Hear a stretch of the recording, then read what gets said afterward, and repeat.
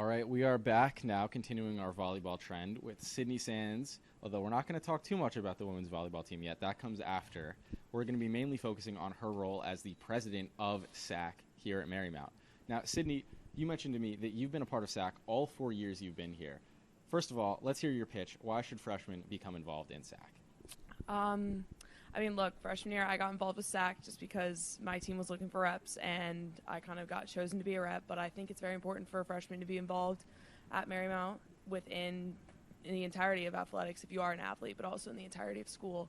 And I think it's important to have your voice heard as a freshman. I think it's important to have freshman leaders on campus because that is a new perspective that hasn't been here for a year at least, Like there's things that maybe I'm used to seeing that maybe a freshman has experienced something different and they want to see something different and see a change. So that's personally why I think it's important to have freshman leaders on campus, but yeah. So as SAC president, what does that role entail? I basically run meetings, run events, make sure everything is collectively organized in terms of the organization itself. I take part in planning events that happen around campus in terms of like student athlete led events such as service or like themed games and stuff like that.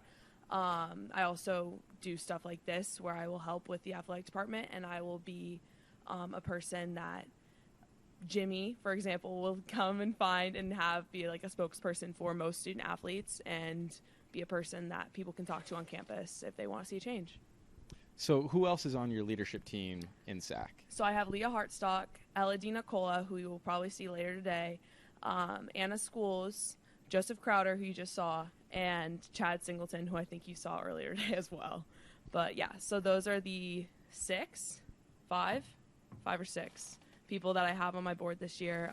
Anna and Ella are doing a wonderful job at running our social media and making sure everything's organized. Leah's doing a wonderful job being my right-hand woman and making sure I don't lose my brain. And Joe's doing a great job at keeping all of us organized, and Chad is doing a wonderful job at organizing community service opportunities for all student athletes. So we're running like a well-oiled machine this year, and it's looking great. Do you have any specific goals in particular that you want SAC to achieve this year? I think being recognized at the national level is something that I've kind of set my sights on in terms of like during D3 week, doing events that can get recognized by the entirety of the NCAA. I think promoting student engagement and getting more students out to events and making sure that everyone knows that they have a voice.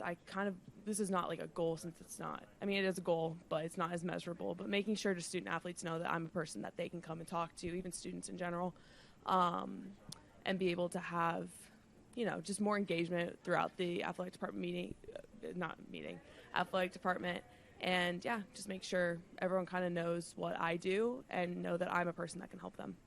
Now, you actually got to attend an Atlantic East event about 2 weeks ago?